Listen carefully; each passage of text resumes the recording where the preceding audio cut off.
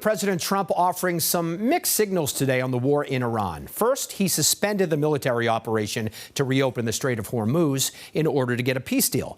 But then he followed that up with a new threat. CBS's Natalie Brand shows us where things stand at this hour.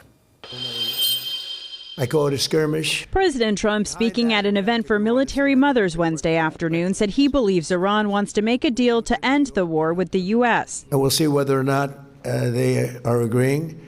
And if they don't agree, they'll end up agreeing shortly thereafter. The president, in a social media post earlier in the day, warned Iran that bombing will start at a much higher intensity if the regime doesn't agree to a deal. Iran says it's reviewing the latest U.S. proposal, reportedly a one-page memorandum of understanding. They want to make a deal. We've had very good talks over the last 24 hours. Axios reports provisions include Iran committing to a moratorium on nuclear enrichment and the U.S. agreeing to lift sanctions and release billions in frozen assets. Iran cannot have a nuclear weapon, and they won't.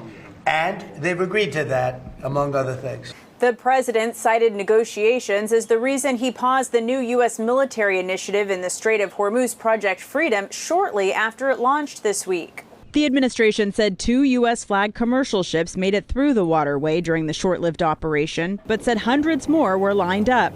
Retired Admiral Robert Moret explains the challenges. The people that are really to decide whether the straits are open or not are the shipping companies and their insurance carriers. It's not going to be the United States government or the Iranian government. The naval blockade of Iranian ships continues, with CENTCOM saying it disabled an Iranian ship Wednesday that was trying to enter the Strait of Hormuz.